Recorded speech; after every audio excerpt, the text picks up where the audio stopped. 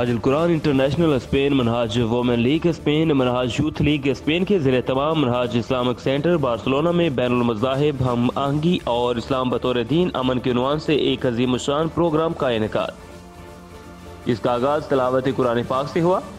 तिलावत कुरान पाक की सादत मोहम्मद सुहेब साहिब ने हासिल की। तिलावत कुरान पाक के बाद हाफिज आतिफ शाम साहब और कदीर अहमद खान साहब की आवाज़ में नाते रसूल मकबूल सल्लल्लाहु अलैहि वसल्लम पेश की गई।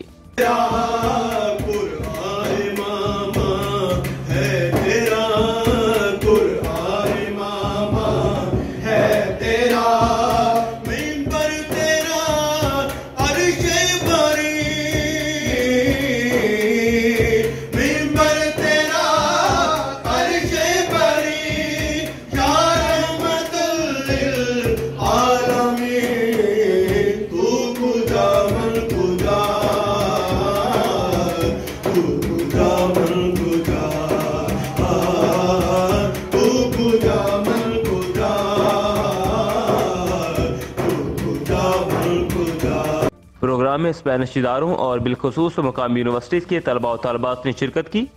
स्पेनिश मेहमानों का कहना था कि मनहाजुल कुरान हमारा घर है, यहाँ से हमें इस्लाम का हकीकी पुरअमन चेहरा नजर आता है। प्रोग्राम के मेहमान खसूसी consul general of Pakistan Imran Ali Chaudhry साहब थे। इन्होंने अपनी बातचीत में कहा कि मनहाजुल कुरान से वाबस्ता नौजवान बेटियाँ और बेटे असल खिदमत कर रहे हैं। इस्लाम की इज्जत बुलंद करना ही इस्लाम की असल खिदमत है। प्रोग्राम में लगे हुए मुख्तलिफ स्टाल्स में तस्वीरी अंदाज में मनहाजुल कुरान का पैगाम पेश किया गया। प्रोग्राम के आखिर में मेहमानों के लिए रिफ्रेशमेंट का एहतमाम भी किया गया। इससे बाहर जाता हूँ तो वो सुकून थोड़ा सा जाता हुआ भी महसूस होता।